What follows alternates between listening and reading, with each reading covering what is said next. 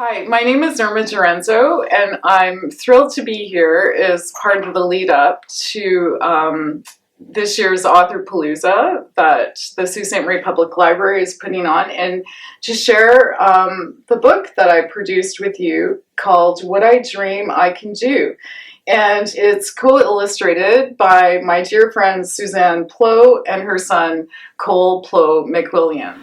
I would describe this book as a little lyrical story of discovery, potential, affirmation, and connection. That's a really great question. Even after having written a book, it's funny, I still don't consider myself as a writer as I would consider other writers, let's call them writers with a capital W. That said, though, there was a time many years ago where my grade 5 teacher saw potential in my ability to communicate in the written form, and that really changed how I saw my own potential from that point on. It's like the verse in my book, eyes that say, I know you can. You know, I think whenever we meet a grown-up in our lives who gives us that reassuring, tender, and affirming gaze, and we hear those words, it has the potential to change everything for us. And I think children really need to hear those words and feel that from the grown-ups in their lives. I truly believe good writers are well researched. Think of historical fiction, authors who write historical fiction. You honestly wonder how the author didn't live in that particular time period. Mercifully, I didn't have to mine the annals of history to write this book. It's a children's book, and the research was very much experiential. It was formed in my experiences working as a facilitator at a drop-in center, and before that, most tenderly, all the stories that I read to my son when he was little. Eric Carle, all of Eric Carle, Dr. Seuss's My Many Colored Days, Margaret Wise Brown, probably a lesser known book than her Goodnight Moon, was my world. And a lot of what those stories had in common as well is just children being very present to their surroundings and marveling at nature. And so in that sense, that's been my research, and it's been a long research, but as I say, mercifully, I didn't have to mine history books to do it.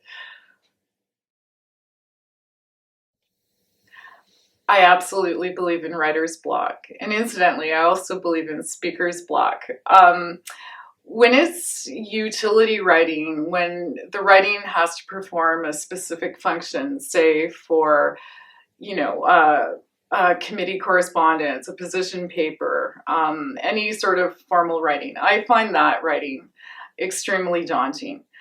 But the process for creating this book was altogether different. Though a friend actually asked me to write something for her, I didn't have any constraints of time. There weren't any guidelines for, what the product needed to look like. So it was very freeing in that sense. Just getting back to Margaret Wise Brown, she said that the field of children's book writing is one of the freest forms, purest and freest forms of writing. And I really believe that, and I felt that producing this book. The entire process was really like the opening lines of the book. I close my eyes and take a rest. This is when I feel the best. It's one of my favorite lines of the book because isn't it so true for children and grown-ups? Don't we all feel a little more refreshed after we've taken a break? And children, you know, they're so naturally engaged in the present, and that's where their lovely imaginations flourish.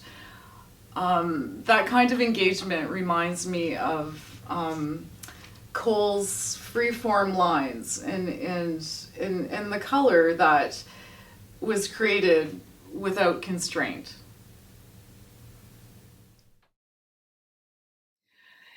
You can purchase our book online at Amazon, Barnes& Noble, Chapters Indigo, and in store at our local Kohl's, Chapters Indigo. And conveniently and accessibly, you can come and borrow it at the public library. And before we close, I just want to say again how grateful I am that we have the opportunity to come to the library. They're really welcoming spaces and equalizing spaces. The other day, in fact, I was talking to my son. We used to come here when he was little to all the different library programs. And my son has autism, so feeling welcome and safe and accepted was something very important for both of us. And he actually said to me, he's 23 now, and he said, "Mom, libraries are really underrated, you know." And and I had to think about that. I don't remember the exact context for that comment, but what I was gathering was the library where he attends school continues to be such a space for him. So a big shout out to the libraries and the Sault Ste. Marie Public Library. Thanks so much.